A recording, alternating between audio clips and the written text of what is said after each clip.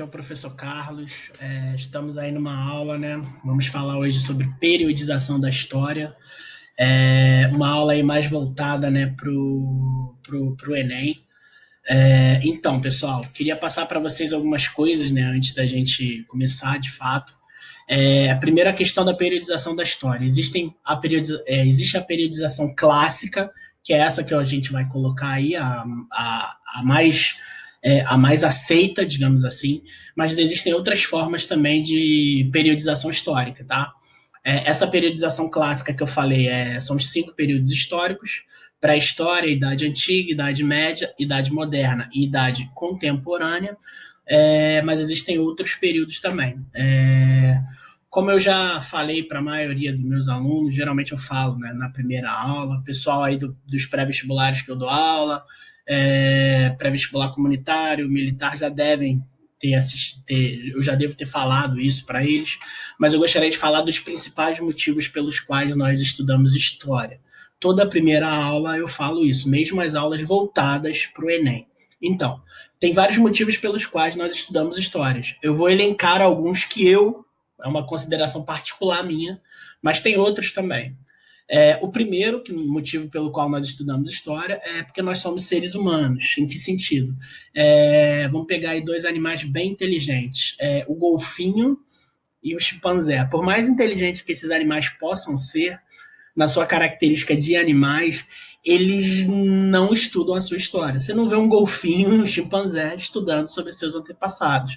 Então, nós buscamos esse estudo porque nós temos uma noção como de existência maior do que os animais. Nós temos uma noção de existência como indivíduo e como coletivo, né? E temos sempre esse questionamento de que papel nós desempenhamos, tanto no individual quanto no coletivo, nessa realidade em qual nós temporariamente estamos. Porque nós temos essa noção de morte, né? Os animais não têm essa noção de forma tão complexa como nós, seres humanos, temos.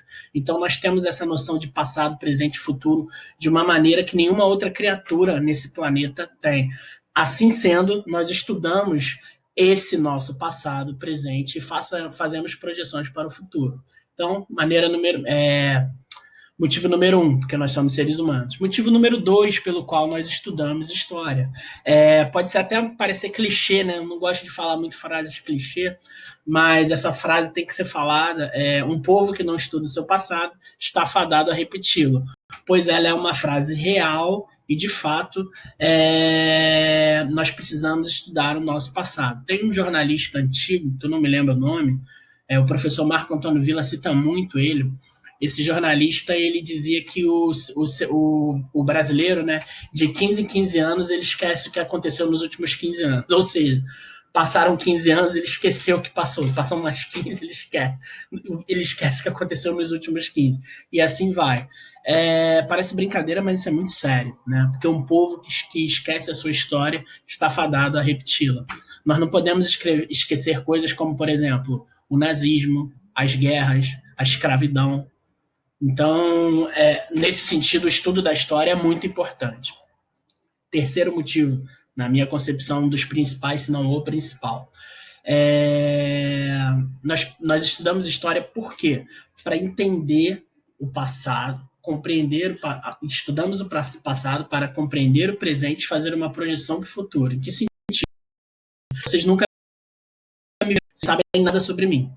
Vocês começam a me perguntar meu nome, minha idade, aonde eu moro, de onde eu vim, com quem eu vivo, quem me criou, e começam a perguntar uma série de coisas. Minha favorita, por aí vai. Minha série favorita. E a partir daí vocês começam a moldar, né, uma concepção de quem eu sou. A questão é a seguinte: imaginem, para vocês entenderem, né, se vocês fossem estudar realmente quem eu sou completamente, vocês teriam que estudar toda a minha história. Ou seja, o que faz eu ser quem eu sou, o meu eu, né, a minha persona, o meu ego, o meu eu interior, para vocês entenderem quem eu sou, toda a minha personalidade, toda a minha persona, vocês teriam que entender todas as experiências que eu passei que me levaram a construir essa personalidade. Vocês teriam que entender coisas como aonde eu nasci, quem me criou, os lugares que eu morei, as pessoas que me influenciaram positivo ou negativamente, os lugares que eu fui, o que eu vivi, as experiências boas e ruins que eu tive, como eu lidei com essas experiências, coisas que eu falei ou coisas que eu fiz no decorrer da minha existência. Tudo isso vai levar vocês a uma compreensão ou a um entendimento do que eu sou hoje. O estudo da minha história ou do meu passado. Ou seja, estudando o meu passado, vocês conseguem compreender por que eu sou o que eu sou hoje, e é possível fazer uma projeção do que eu vou ser amanhã, no futuro. Agora, imagine isso para um país como o Brasil ou para o mundo. Para eu entender como o Brasil, como o mundo chegou ao que é hoje, chegaram ao que, tanto o Brasil quanto o mundo, como eles chegaram ao que são hoje, eu preciso estudar o seu passado, acontecimentos que levaram o Brasil e que levaram o mundo a serem exatamente o que eles são hoje, e fazendo essa análise do passado e tendo essa compreensão do futuro, tendo essa compreensão do presente, eu consigo projetar um futuro. Então, história não é só, não se refere apenas a passado, mas é eu estudar o meu passado, fazer um paralelo para ter uma compreensão com o meu presente, e a partir daí eu faço uma projeção para o meu futuro, analisando fatos do passado, entendendo como esses fatos me levaram ao presente, e compreendendo esse presente, eu junto tudo isso, eu posso fazer uma projeção de prováveis ou de possíveis futuros, né? Para onde eu vou caminhar, seja o meu país ou seja seja o globo inteiro, o planeta inteiro. Dito isso, vamos às periodizações históricas, certo? A gente tem aqui a periodização clássica, que é aquela que eu falei, né? A gente tem aí a invenção da... Desculpa, a invenção da... Vou falar depois sobre isso. A gente tem os 5 períodos: pré-história, antiguidade, idade média, idade moderna e idade contemporânea. A pré-história, né, chamada anteriormente de idade da pedra, né, não é nem muito utilizado, alguns falam, né, 200 mil anos, outros 100 mil, 10 mil. Na verdade, não se sabe bem ao certo, né, o período de quando. A gente tem uma noção aproximada de quando o Homo sapiens, o homem, passou a pisar na Terra. Vamos, né, colocar, então, de um período que a gente não tem como ter certeza, até aproximadamente 4 mil anos antes de Cristo. Por que aproximadamente? Porque é quando, aproximadamente há 4 mil anos atrás, nós tivemos a invenção da escrita. E a escrita vai marcar exatamente o fim da pré-história e o início da Idade Antiga. Então, o que acontece? É interessante esse título, pré-história, que é antes da história, né? Então, é até meio pejorativo que alguns historiadores dizem. Por quê? Como se antes da escrita não houvesse história. Na verdade, houve. A gente tem como noção, né, do que aconteceu, através de fontes históricas das mais... mesmo que não se tenha livros, nada escrito, você tem objetos, restos de ferramentas, de pedra lascada, de pedra polida, e principalmente as pinturas rupestres, ou as famosas pinturas das cavernas, nos dão base para a gente compreender esse período, certo? A gente sai da idade da história, entra exatamente com a invenção da escrita, há aproximadamente 4 mil anos atrás. O povo, né, aí que teria inventado a escrita, teriam sido os sumérios. Pelo menos é o povo mais antigo que a gente tem forma de escrita cuneiforme, de barro. A gente tem a idade antiga, que vai aí desse período de aproximadamente 4 mil anos atrás até o ano de 476 depois de Cristo, que é o ano da queda do Império do Ocidente, né, do Império Romano do Ocidente, a queda de Roma, né? A gente entra na idade, sai da Idade Antiga, entra na Idade Média com a queda do Império Romano. A Idade Média ela vai de 476 depois de Cristo a 1453. Após 1000 anos, né, a gente tem aí de Idade Média. Em 1453, a gente teve a queda de Constantinopla, né? Foi quando Constantinopla foi conquistada do Império Romano. Lembrando, então eu posso dizer que a passagem da Idade Média para a Idade Moderna foi a queda do Império Romano do Oriente. Posso dizer isso. A gente chega na Idade Moderna, que vai aí, né? Opa, desculpa você aqui um pouquinho. Cadê? Sumiu o meu cursor. Ah, não, voltou. Deixa eu só voltar aqui com o cursor. Meu cursor tá meio doido. Pronto. Então, a gente chega aqui na Idade Moderna. A Idade Moderna vai de 1453 até 1789. 1789 é o ano da Revolução Francesa, que marca exatamente a transição da Idade Moderna para a Idade Contemporânea, que vai aí até os dias de hoje, pelo menos atualmente, né, é o que nós temos aí dessa periodização histórica. Pois bem, na aula de hoje, a gente vai estar falando sobre eu vou dar um apanhadão geral como a gente é uma aula voltada para o Enem, eu vou dar um apanhadão geral dos 5 períodos históricos, e vou pegar e vamos falar rapidamente da pré-história. Por que rapidamente? Porque a pré-história é o período que é menos estudado. Geralmente a gente tem menos questões de pré-história no Enem. Não quer dizer que a gente deva deixar de mão, mas eu vou fazer uma passagem bem rápida pela pré-história, certo? O que a gente tem de mais assim voltado para o Enem está nos 4 períodos aí após, né, a invenção da escrita. Então, na pré-história a gente tem a seguinte divisão. A pré-história é dividida em paleolítico, em neolítico e em idade dos metais. Paleolítico, eles eram caçadores e coletores, povos nômades, tivemos a descoberta do fogo. Aí no Neolítico a gente tem a Revolução Agrícola, que é quando se começa a desenvolver a agricultura, e aí os povos começam a se tornar sedentários, porque eu posso armazenar alimentos. Também temos a domesticação de animais, né? O Paleolítico era chamado de pedra lascada, o Neolítico de pedra polida, depois a gente vai falar um pouco sobre isso. E a gente chega na Idade dos Metais, que a gente tem o advento da metalurgia, que é quando se começava a moldar os metais, e é aí que surgem as primeiras civilizações, né? Primeiras aldeias, tribos. No Neolítico a gente já tem esse conceito de aldeias e tribos surgindo, mas a gente vai ter ele consolidado aí exatamente na Idade dos Metais.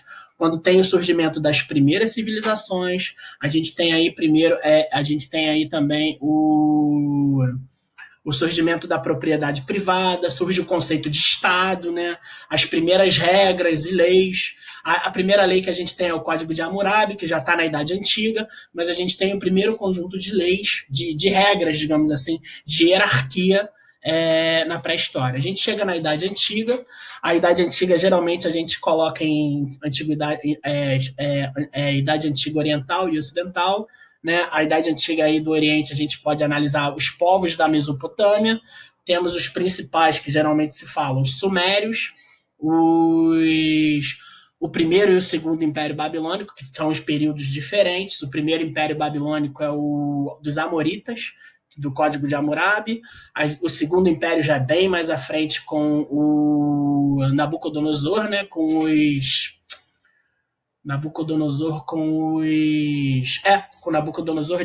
os caldeus, isso que estava me fugindo. A gente tem o Império Assírio, e nós temos, fala-se também um pouco sobre os persas, eles não estão ali na Mesopotâmia, mas eles invadem a Mesopotâmia e conquistam, né, os povos. Temos também os acádios, tem outros povos aí da Mesopotâmia, né, os povos cananeus, mas os principais são esses que eu mencionei. A Idade Antiga também a gente fala sobre o Egito, né, um dos grandes aí, estudados, e quando a gente chega no Ocidente, a gente fala da civilização greco-romana, principalmente Grécia e Roma. Conceito de democracia, Grécia como berço da filosofia, a arte grega, várias questões sobre a história da Grécia, o mito, logos. A gente chega em Roma, fala sobre a legislação romana, a expansão, né, a conquista do Império Romano, a sua ascensão e queda, toda a sua história da república. A gente tem república, monarquia e império, não necessariamente nessa mesma ordem. A ordem correta é monarquia, república, império.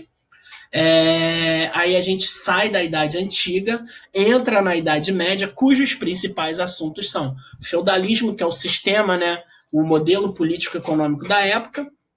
O feudalismo, a gente tem várias pautas, digamos assim, no feudalismo, a relação do senhor feudal com o vassalo, o valor da propriedade, a terra vai valer mais do que o dinheiro, tem a questão também do controle do pensamento teocêntrico, né, do pensamento religioso, vai controlar, vai ter um grande...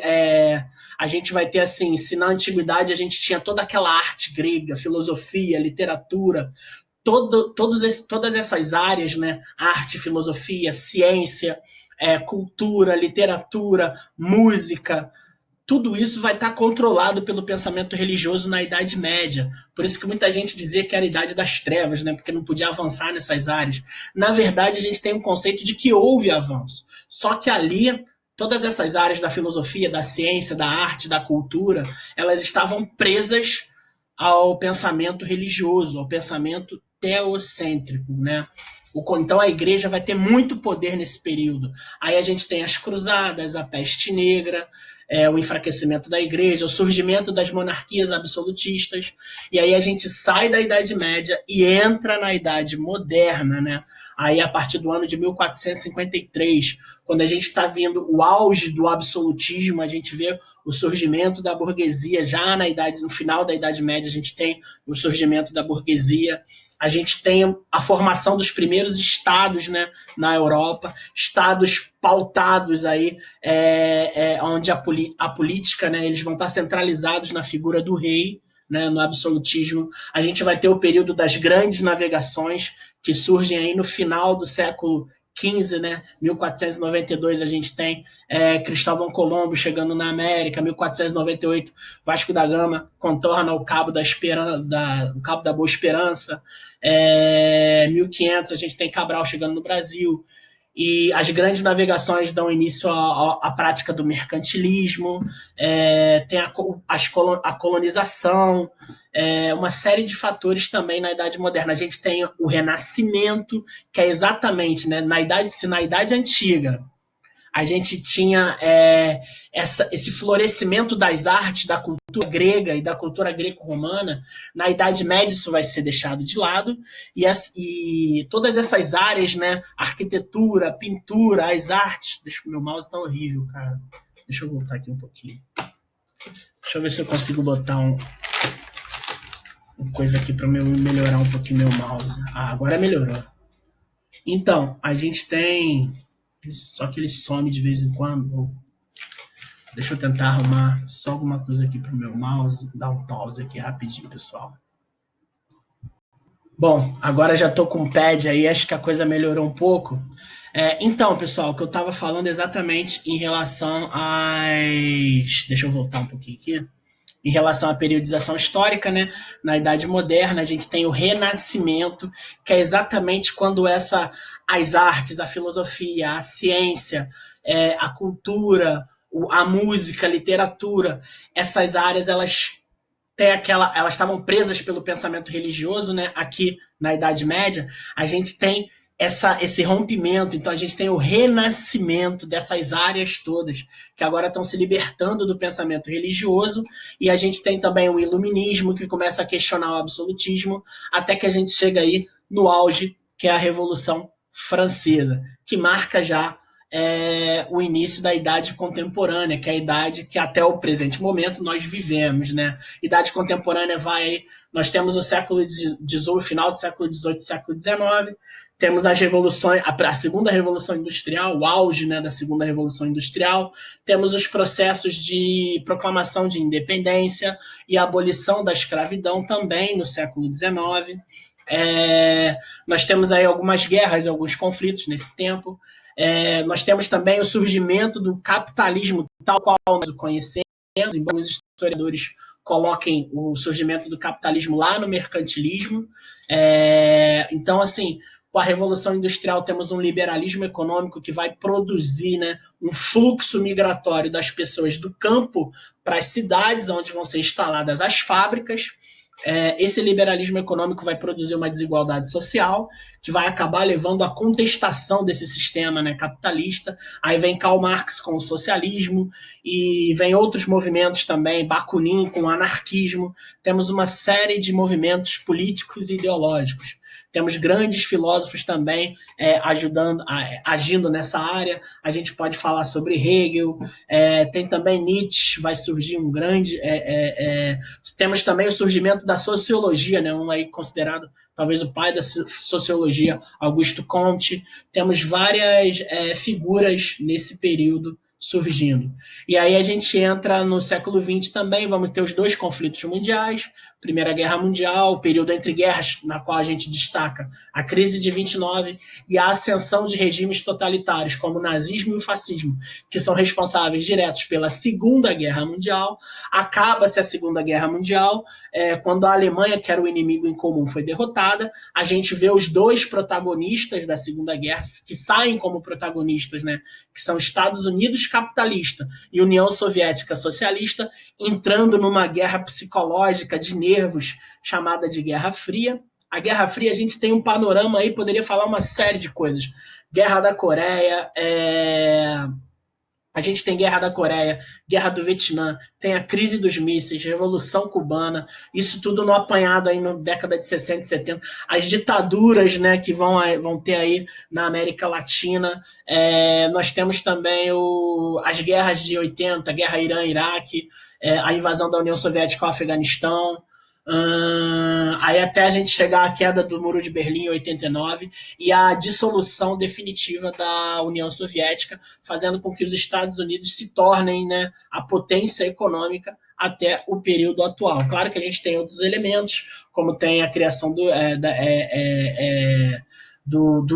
tem a criação do euro, os blocos econômicos, tigres asiáticos, mas aí a gente estaria entrando em muitos detalhes. Dito isso, vamos caminhar para frente, né? Aqui tem mostrando, né, o mapa mais ou menos de cada um dos períodos históricos, e como eu disse, a gente ia falar de fato hoje da pré-história. Antes do surgimento da escrita, né, ou até 4000 a.C., no Ocidente, a pré-história ainda se divide em idade da pedra, paleolítico, mesolítico e neolítico. Esse mesolítico, pessoal, é muito contestado, tá? Muita gente não usa mais o mesolítico. Divide-se em paleolítico e neolítico, tá? Mas o mesolítico praticamente não é mais usado. Então, esse conceito aqui, ele tá um pouquinho antigo, tá? No basicão, tem até que tirar isso daí, paleolítico, neolítico e idade dos metais, diga-se de passagem. A idade dos metais é dividida em idade do cobre, do bronze, do ferro. Provavelmente isso não cai em Enem, tá? Essa divisão de idade do cobre, idade do bronze, idade do ferro, não vai cair, tá? O principal da pré-história é exatamente essa questão. É um período anterior à da escrita, ponto. Temos as pinturas rupestres. Geralmente, se tiver algo de questão, a probabilidade de se ter uma pintura rupestre é grande, provavelmente sobre o modo de vida desse povo, né? O modo de vida dos hominídeos. A gente chega na Idade Antiga, né? Ou idade que vai de 4000 até 476. Deixa eu avançar um pouquinho. Temos algumas construções aqui. Os zigurats. Deixa eu voltar um pouquinho. A Idade Antiga, ela vai de 4000 até 476, é estudada com uma estreita relação com o Oriente, compreende as culturas do Crescente Fértil, Egito, Mesopotâmia, Palestina e Fenícios. Tem os fenícios também que estão próximos ali do oceano, né? É uma civilização também que tem uma certa relevância, mas provavelmente é voltada para a Mesopotâmia e o Egito em si, tá? Até um pouco fala-se da questão da Palestina também, ali os reinos de Israel e os povos semitas. Temos aqui algumas construções, né, egípcias, que estão até hoje, muitas delas. Essa aqui é do tempo sumério, essa é particularmente interessante, são os famosos zigurats. Os zigurats eram grandes construções aí nessa forma de torre, né, como se fosse grandes quadrados, né, ou retângulos, ou grandes retângulos que eles vão construindo. A base é larga e vai afunilando e crescendo, né? Os zigurates eram gigantescos. Até hoje ninguém consegue entender como um povo tão antigo, considerado o povo mais antigo da história, como os sumérios conseguiram construir esses zigurates. A Idade Média, né? A gente está dando um apanhadão rápido, né?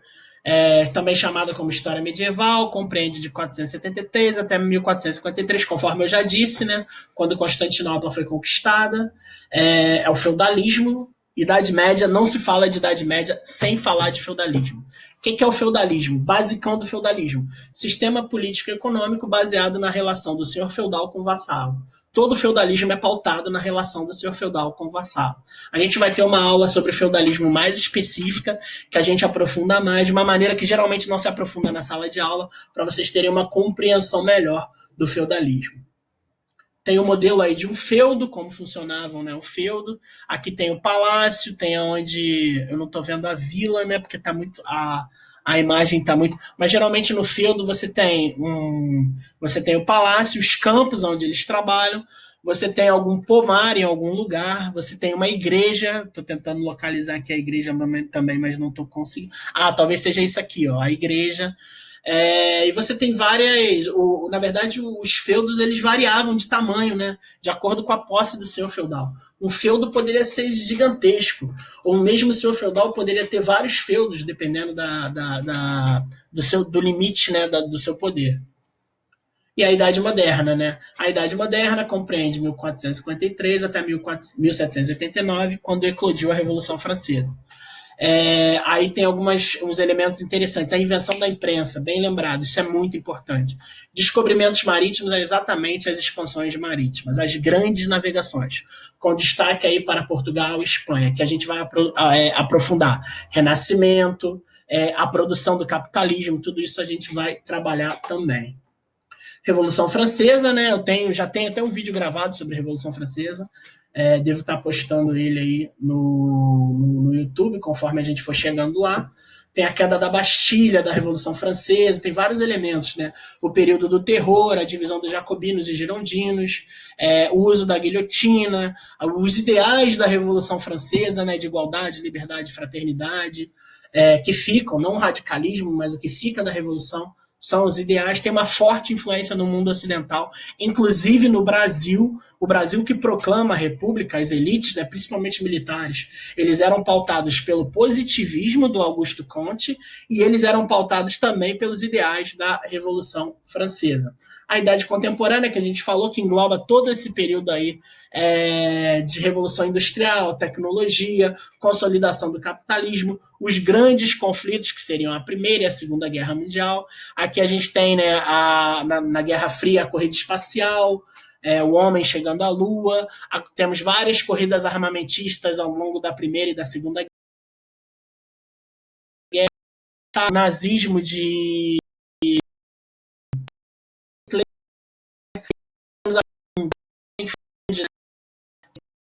da política não violência, a delação também, estamos o Gandhi, Malcolm X, Martin Luther King, grandes figuras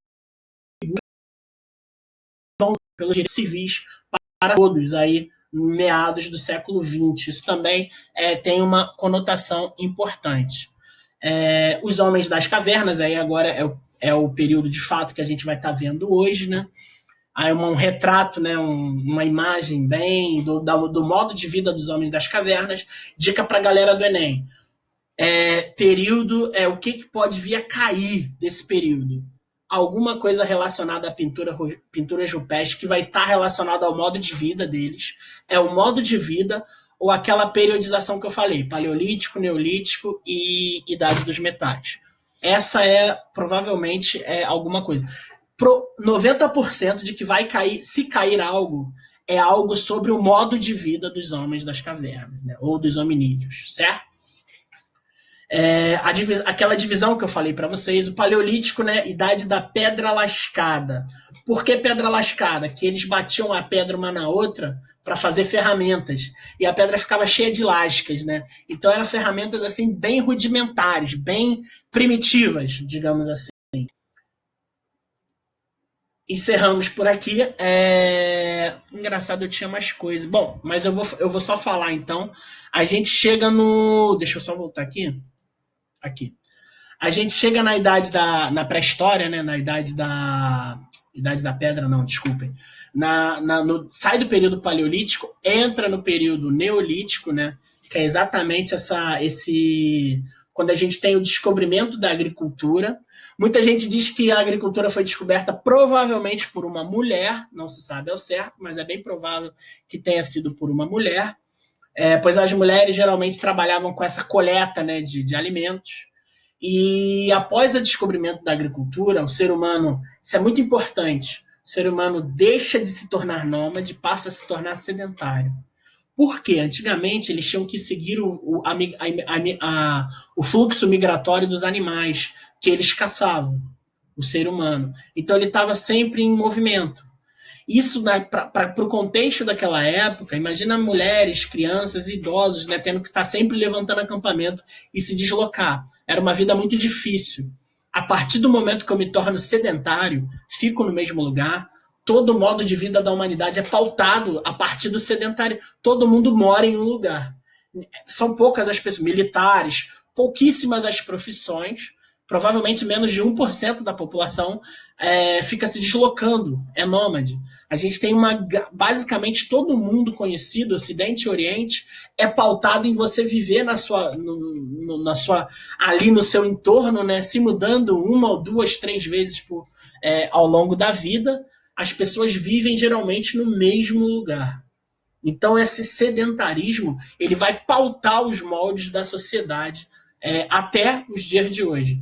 Então isso é muito importante porque a qualidade de vida vai melhorar quando a gente tem a revolução agrícola, porque eu passo a armazenar grãos, né? O trigo vai ser muito usado para se fazer pão, para se fazer outros tipos de massas.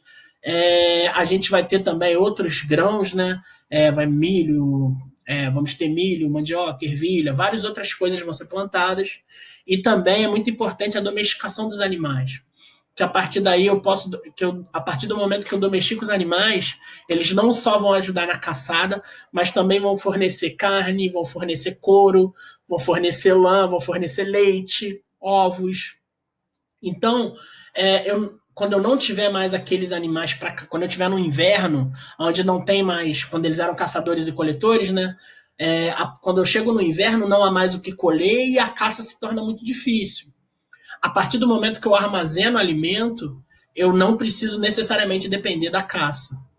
Esse armazenamento de alimento vai melhorar a qualidade de vida. Eu vou ter mais pessoas nascendo e menos pessoas morrendo. Logo, vou ter um aumento populacional muito grande. Tudo isso causado pela agricultura. E isso vai fazer com que a população cresça, vou ter outras inovações tecnológicas, o modo de vida vai mudar, as pessoas vão ter mais tempo, digamos assim, para criar novas coisas, e aí acaba se criando as primeiras aldeias, as primeiras vilas, e as pessoas que se espalhando, elas começam a se dividir em grupos. Começa a se criar o conceito de propriedade privada, os primeiros líderes patriarcais das tribos, das aldeias, que vão depois se unindo e formando as cidades. A gente tem as primeiras casas, né, de palha, depois a gente vai ter aí a madeira, algumas de barro, de junco, ou então de betume, que era uma espécie de avô do cimento. Tinha um professor também na faculdade que ele falava muito isso, em história antiga ocidental. Ele falava, perdão, história antiga oriental. Ele falava que talvez o prego tenha sido uma das maiores invenções da história da humanidade, porque ele vai permitir que as casas sejam muito mais bem construídas, né? Não só o prego, como outro, betume e outras invenções. Então, essa é basicamente a pré-história. Foi um apanhadão bem rápido da pré-história. Por quê? Porque não cai muita coisa do Enem, não costuma cair, tá bom? Bom, nós encerramos por hoje, galera. Espero que vocês tenham gostado dessa aula, tá? E é isso. Eu desejo a todos vocês bons estudos e espero que tenha contribuído aí nessas minhas aulas, tá bom? Um abraço a todos.